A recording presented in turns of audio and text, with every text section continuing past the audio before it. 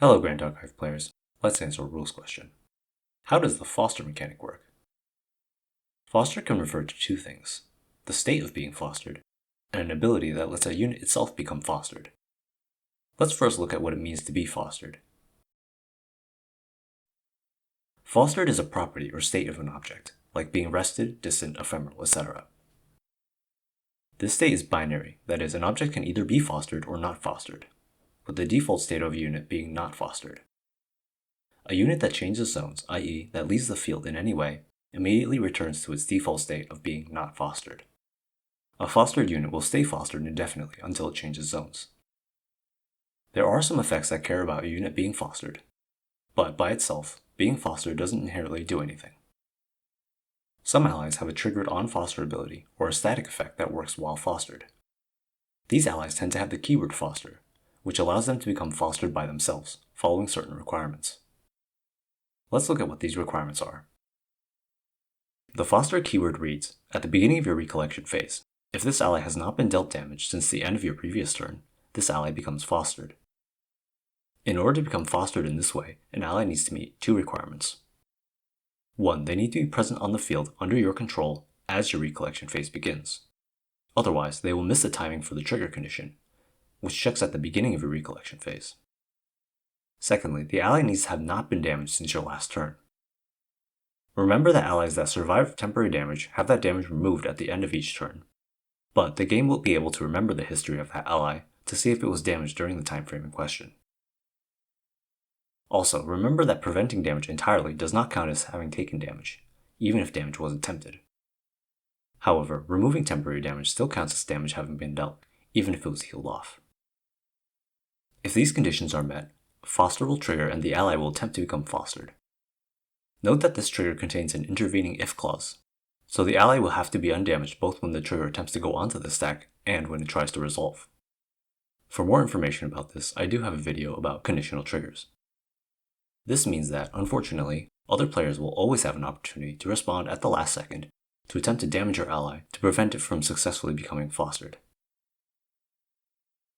Typically, you'll play an ally at slow speed during your main phase. It will then have to remain undamaged through your turn, through your opponent's entire turn, including their main phase, and make it intact to your next recollection phase. That's a pretty big window for opponents to interact, and even more so if you have multiple opponents whose turns you'll have to survive through. Is there any way of improving these prospects?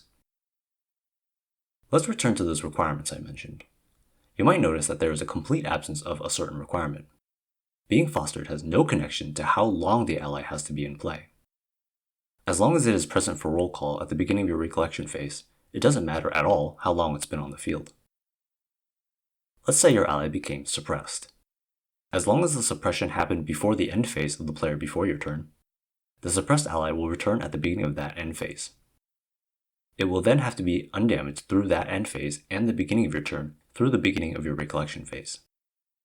This significantly cuts down the time window where it could be damaged by your opponents. Notably, it will entirely avoid your opponent's main phases, which are the only times when they can attack. They'll still be able to take fast actions though, there's really no getting around that. Can we do any better?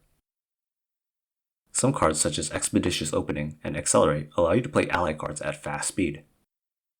Doing this can allow you to put a fosterable ally into play right before the recollection phase check to foster them.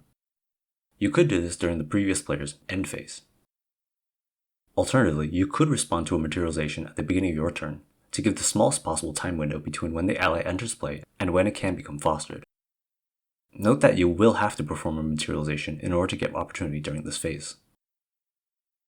Also, note that although you do get natural opportunity at the beginning of your recollection phase, I do not recommend playing the ally at that time, as it will entirely miss the trigger timing to become fostered.